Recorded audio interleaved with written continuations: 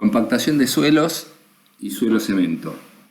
Vamos a comenzar por hablar de los equipos de compactación. ¿Cuál es el objetivo que buscamos al compactar el suelo? Bueno, básicamente compactar el suelo quiere decir reducir su volumen eliminando aire. El agua que tiene queda, pero vamos a reducir los vacíos del terreno sacando aire.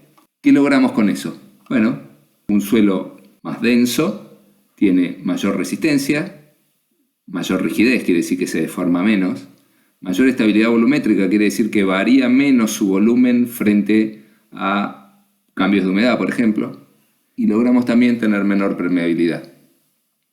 ¿Para qué se usan los suelos compactados? Bueno, fundamentalmente en caminos, en las subbases, en pistas de aterrizaje, playas de estacionamiento, playas de acopio de contenedores, de materiales, empresas. En función de los distintos tipos de suelos a compactar, hay equipos que van a convenir más y otros que van a convenir menos. Fundamentalmente, en suelos granulares van a convenir equipos vibratorios. Y cuando vayamos reduciendo el tamaño del suelo, nos va a convenir pasar entonces a equipos que transmitan presiones altas sin vibrar, equipos más bien estáticos. Acá tenemos algunas fotos de equipos que se usan. Este es un rodillo de pata de cabra que tiene uñas destinadas a transmitirle mayor presión al terreno. A su vez puede vibrar o no. Acá tenemos un equipo de rodillo liso. Se usa fundamentalmente para, al terminar una capa, para dejarla lisa, pero en realidad se usa más bien para terminar pavimentos asfálticos, más que para movimiento de suelos. Una motoniveladora, que es un equipo que con una cuchilla que su altura es regulable, va a permitir desparramar el suelo en un nivel determinado. Y un equipo regador, que es para humedecer el suelo y facilitar su compactación, como vamos a ver a lo largo de toda esta clase. Vamos a pasar ahora a ver de qué se trata el ensayo de Proctor. Como les había anticipado, la facilidad para compactar un suelo va a depender de la humedad que tenga el mismo. Entonces se definió un ensayo, que es el ensayo de Proctor estándar, que consiste en llenar un volumen que está normalizado con suelo compactado con una determinada energía que es siempre la misma. Entonces, lo único que se varía es la humedad, y se va viendo qué tan eficiente es la compactación de ese suelo a medida que esa humedad varía. Entonces, si graficamos el peso unitario seco del suelo gamma D en función de la humedad, obtenemos una curva de este tipo, donde claramente hay un pico y luego vuelve a descender.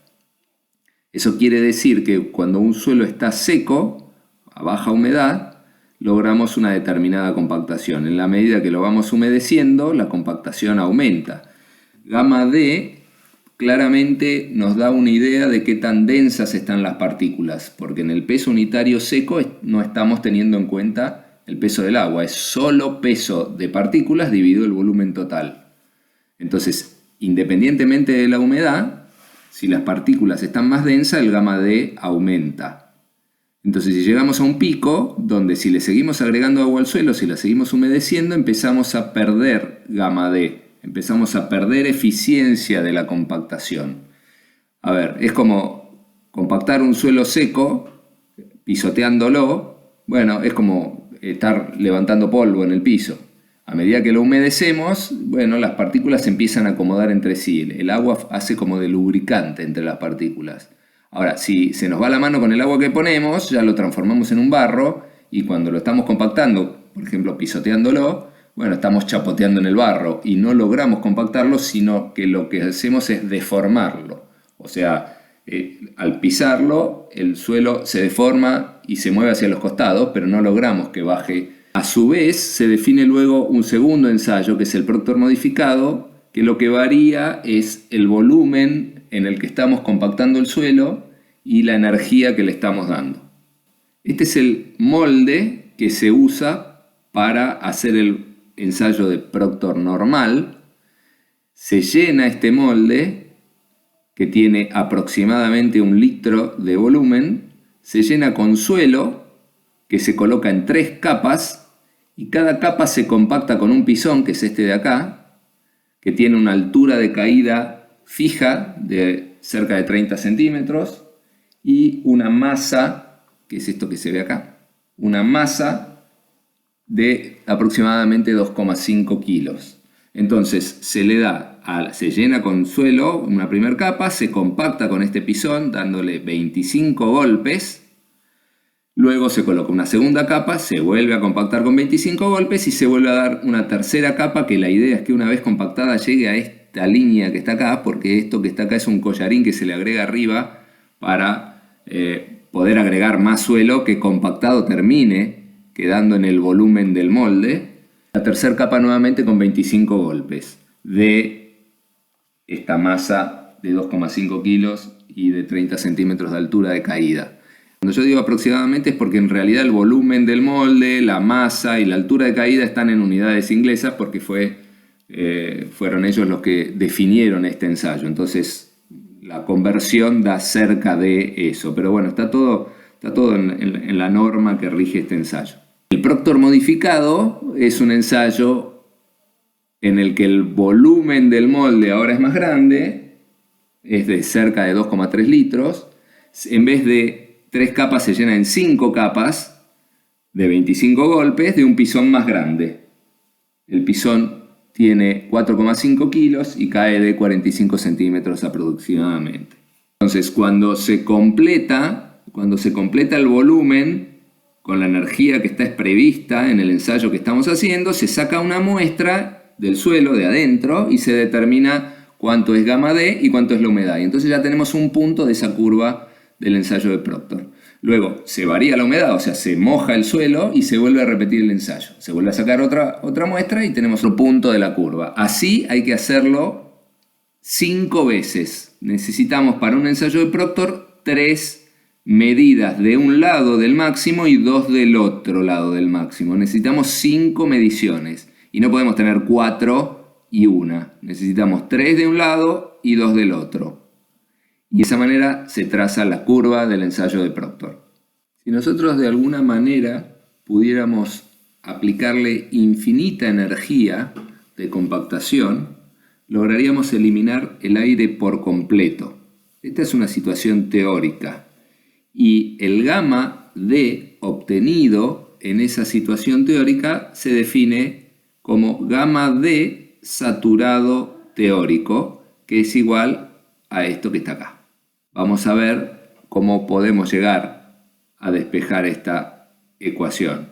Si tuviéramos una condición del suelo que graficamos como separando en sus fases como sólido,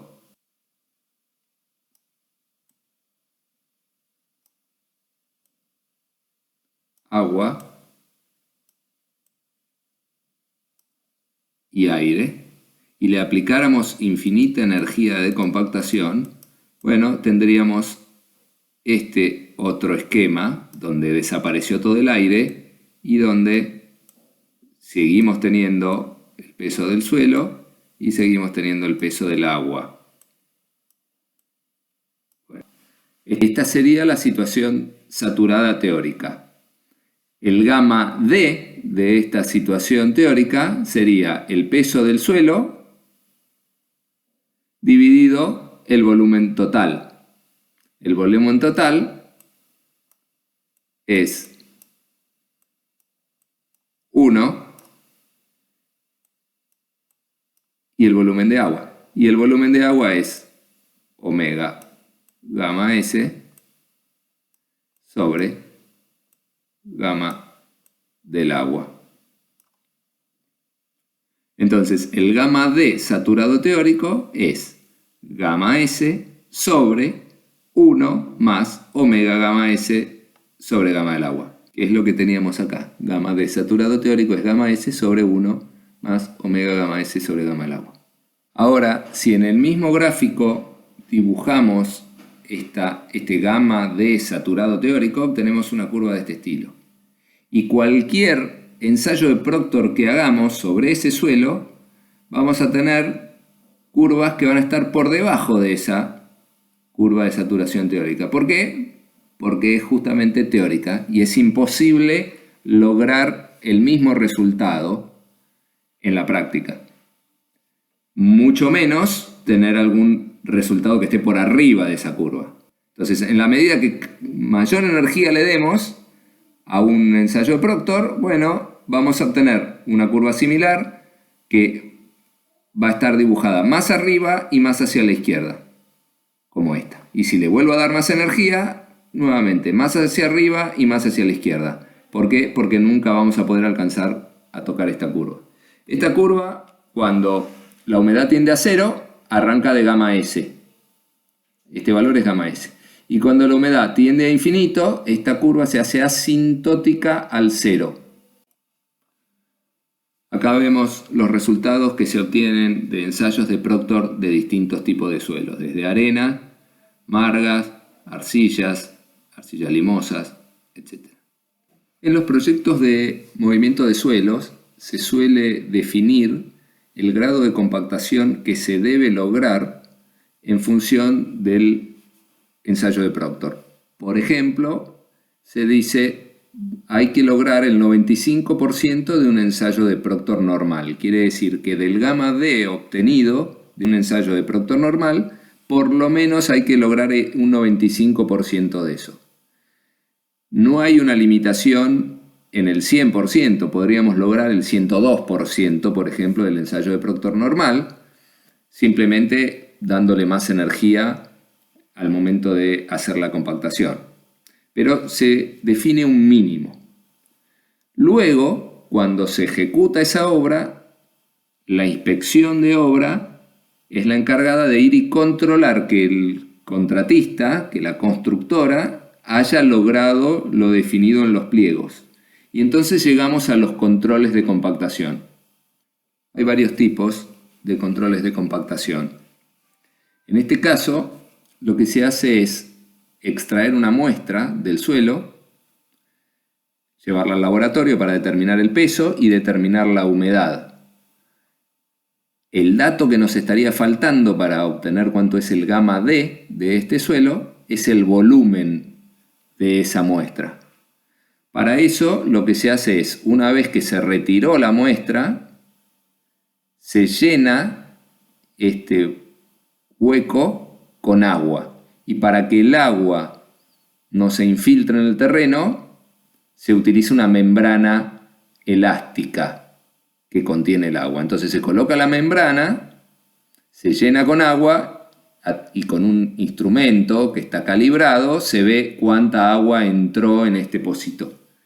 Y de esa manera determinamos el volumen del suelo que se llevó al laboratorio, donde se determinará su peso y su humedad. Y gracias a la humedad, el peso seco de ese suelo, y por lo tanto podemos obtener cuánto vale gamma D. Otro método es el del cono de arena, que consiste en tener en una botella una arena que previamente fue calibrada en laboratorio. Entonces, una vez que se extrae la muestra del terreno, se coloca esta botella que tiene un cono en la punta y acá tiene una válvula. Previamente se conoce el peso de todo esto con la arena. Se abre la válvula y empieza a caer la arena. La arena llena el hueco y llena el cono. Cuando ya nos damos cuenta que no cae más arena porque dejó de hacer ruido, se cierra la válvula y se pesa la arena que quedó. Entonces, por diferencia de pesada, sabemos cuánta arena llenó el pocito y el cono. Como está calibrada, esa arena, ese peso corresponde a un determinado volumen. A eso se le descuenta el volumen del conito y conocemos el volumen que llenó el hueco. Luego tenemos métodos indirectos, como en este caso, que es un aparato que no mide el grado de compactación, pero mide la deformabilidad del suelo frente a la vibración de una masa que está dentro del aparato. Entonces, lo que mide el aparato es el rebote a distintas frecuencias de esta masa y determina la rigidez de este suelo. Otra posibilidad es medir la resistividad eléctrica del suelo. y hay alguna correlación no tan clara entre la resistividad y el contenido de aire. Y una relación menos clara todavía entre el contenido de aire y el grado de compactación. El nucleodensímetro es un aparato que mediante la emisión de radioactividad permite determinar la densidad y la humedad del suelo y por lo tanto determinar el gamma D del suelo. Entonces es un elemento que muy rápidamente nos permite conocer cuál es el gamma D del suelo. Lo que hace es, si este es el nivel de terreno natural, este aparato baja, esta sería la manijita que se ve ahí, baja un emisor radioactivo que emite unas ondas que detecta con un sensor que está colocado en la parte amarilla de esta caja. Este aparato permite mediciones muy rápidas. La desventaja es que operar material radioactivo es peligroso y lo tiene que hacer personal especializado. Vamos ahora a hablar un poco de suelo cemento. La compactación es un proceso de estabilización de suelos que, como habíamos dicho, mejora resistencia, rigidez, estabilidad volumétrica, durabilidad y permeabilidad. Es un proceso mecánico. Ahora, podríamos agregarle una componente físico-química a este proceso para mejorar aún más todas estas características. Eso sería con el agregado de alguna sustancia química. En este caso, vamos a ver qué pasa si le agregamos cemento al suelo, lo mezclamos y luego lo compactamos. Por lo tanto, para la ejecución de un suelo cemento, tenemos que lograr una buena mezcla entre el suelo, cemento y el agua que se va a agregar para lograr el curado de las partículas de cemento. En función del contenido de cemento que se le agregue, podemos obtener un suelo modificado si solamente le incorporamos menos del 2% de cemento en peso, y esto estaría destinado a mejorar un poco las características del suelo, sin aumentar la resistencia. Si por el contrario queremos mejorar esa resistencia, y ya entonces estamos hablando de contenidos entre 5 y 15% de cemento en peso, bueno, ahí ya estaríamos hablando de un suelo estabilizado y vamos a mejorar resistencia y rigidez. Los suelos que se pueden utilizar para hacer suelo cemento son prácticamente todos, salvo los que sean muy plásticos o que tengan materia orgánica, o algunas sales que impidan la correcta hidratación de las partículas de cemento. De todas maneras, según el tipo de suelo que estemos usando, eso nos va a determinar cuál sería la mezcla óptima entre suelo y cemento. Al entrar el agua en contacto con las partículas de cemento, comienza una reacción química que incluye algunos componentes de los suelos, como el sílice o la alúmina de las arcillas. Y este proceso evoluciona en función del tiempo. Acá vemos distintos contenidos de cemento recomendados en función de la clasificación del suelo que estemos utilizando.